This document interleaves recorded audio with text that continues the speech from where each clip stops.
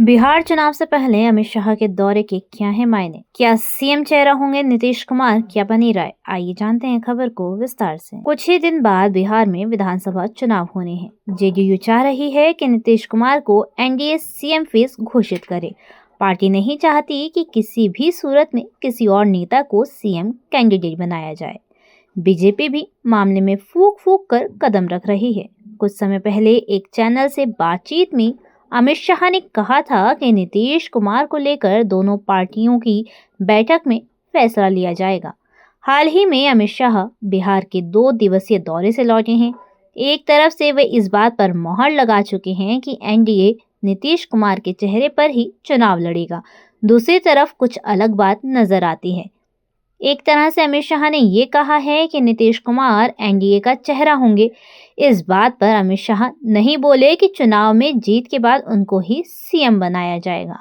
पटना के बापू सभागार में आयोजित कार्यक्रम में शाह ने कहा था कि 2025 में मोदी जी और नीतीश जी के नेतृत्व में राज्य में एनडीए की सरकार बनाइए और केंद्र सरकार को बिहार के विकास का एक मौका दीजिए।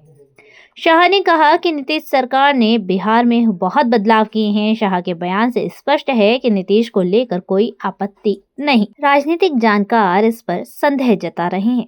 हाल ही में नीतीश कुमार की तबीयत खराब होने की बातें सामने आई थीं। उनकी बढ़ती उम्र का मुद्दा भी विपक्ष उठा सकता है।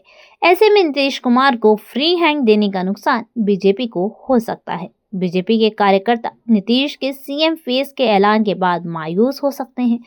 बीजेपी के कोर वोटर भी इससे छिटक सकते हैं। एंटी इनकम्बेंसी का लाभ विपक्ष को ना मिले, बीजेपी ऐसा चाह रही है। दिल्ली विधानसभा चुनाव में कुछ ऐसी ही रणनीति आपने बनाई थी।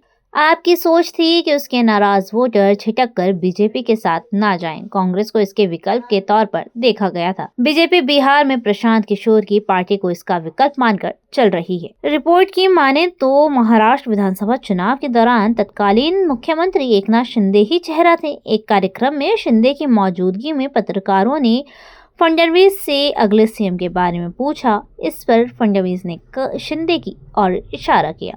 हालांकि नतीजों के बाद फडणवीस को बीजेपी ने सीएम बनाया। कयास ये लगाए जा रहे हैं कि कहीं चुनाव के बाद बिहार में बीजेपी कुछ और फैसला न ले। हो सकता है शिंदे की तर्ज पर बीजेपी नीतीश कुमार के बेटे निशांत कुमार को डिप्टी सीएम के तौर पर प्रोजेक्ट करे।